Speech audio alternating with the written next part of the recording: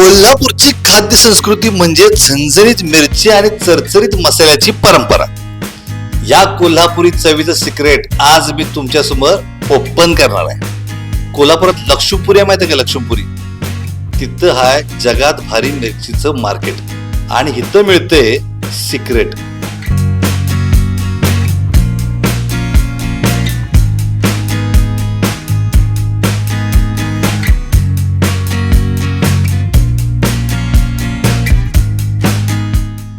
Kashmiri, Sankeshwari, Jawari, Byadgi, Guntur, world famous लवंगी मिरची पण. रवींद्र डुनुंग. कोल्हापूरची वैशिष्ट्य म्हणजे इथे सगळ्या प्रकारच्या मिरच्या मिळतात, एक म्हणजे, आणि सगळ्या खात्रीशीर असतात. इथली मिरचीची खासियत म्हणजे एक काय की वर्षभर हे मिरचीची चव हाय तशीच राहते. मिरची प्रामुख्याने कर्नाटकातून येत असते. खासियत म्हणजे की कोल्हापुरात जी मिरची येते ती सगळ्या प्रकारची मिळू शकते. आंध्रमधून पण येते जवारी, संकेश्वरी जवारी मिळू शकते आपल्या इथं.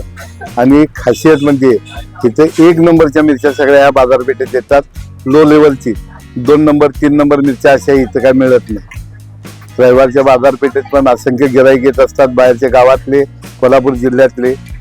असे मसाल्या बाबतीत पण इथं सगळे कच्चा रॉ मटेरियल मसाला पण इथे एकदम चांगला मिळत असतोय आपल्या कोल्हापुरात. आणि मोठ्या प्रमाणात आवक येते ती कर्नाटकातून येते. कोल्हापुरात जास्ती कर्नाटक मिरची ही एकदम नम्री वर्षभर टिकण्यासारखी म्हणजे कर्नाटकची बॅडगी मिरची.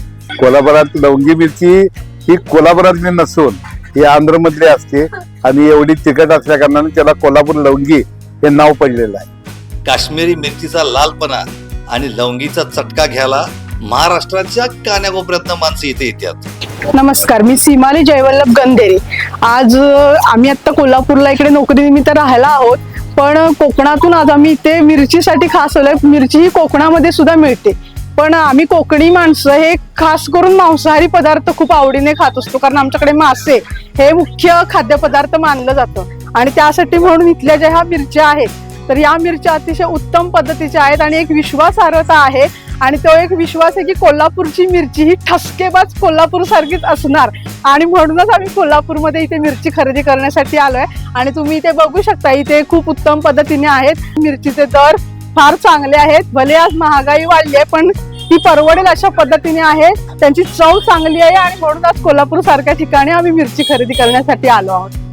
विषय तर संपत नाही, कारण या चव मिसळण्यासाठी लागणार धन, जिरं, लवंग, दालचिनी, काळी मिरी, नाना प्रकारची मसाले पण इथंच मिळतात.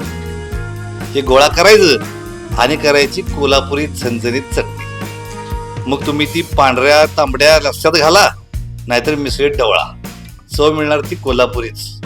विषय खलास.